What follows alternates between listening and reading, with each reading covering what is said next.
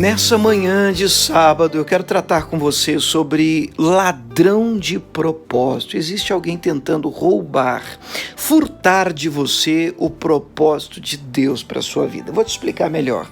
Mateus capítulo 16, verso 22 diz assim: E Pedro, tomando-o de parte, começou a repreendê-lo, dizendo: Senhor, tem compaixão de ti. De modo nenhum te acontecerá isso. Esse é o momento em que não tinha passado muito tempo. Jesus havia perguntado quem é que as pessoas afirmavam que ele era. E começou assim a pergunta, né? Uns dizem que o Senhor é João Batista, Elias, um dos profetas.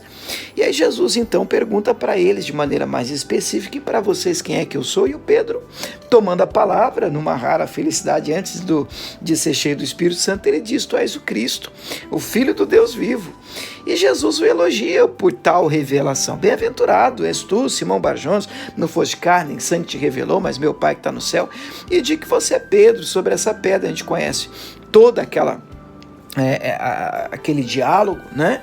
E imediatamente Jesus falar com Pedro então chama, Jesus começa a explicar que seria crucificado, que seria necessário ele ser morto, mas que no terceiro dia ele ressuscitaria. Gente, tudo isso dentro de um mesmo contexto, de uma mesma ideia. E aí é nessa altura que acontece o que eu li.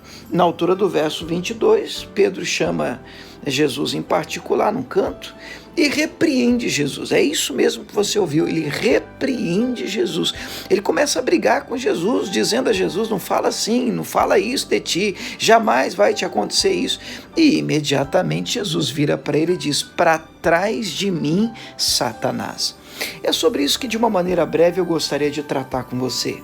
Existe alguém tentando roubar de você o seu propósito. Todos nós sabemos, e fica muito claro visualizar isso ao longo de toda a Bíblia Sagrada, que o propósito de Cristo ter sido enviado foi para morrer no nosso lugar.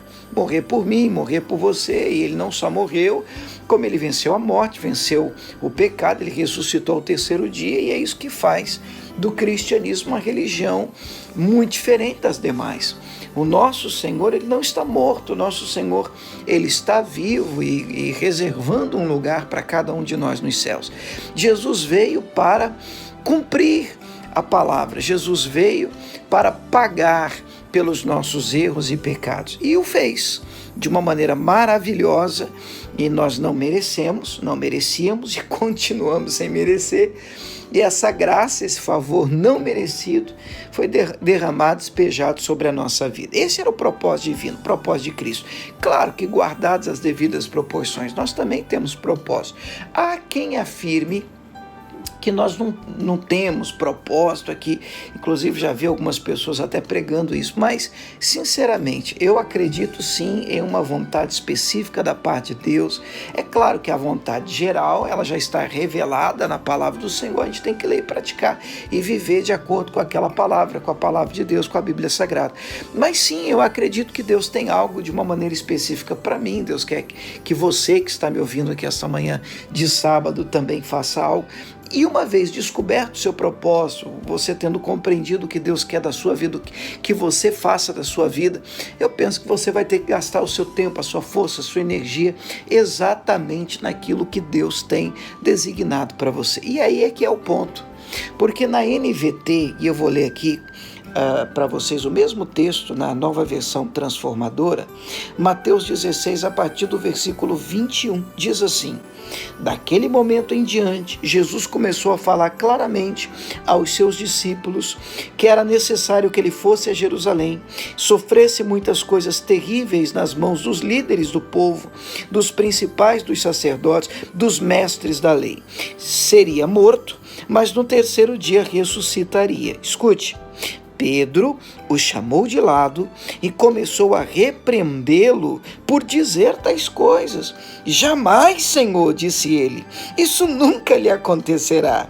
Jesus se voltou para Pedro e disse: afaste-se de mim, Satanás.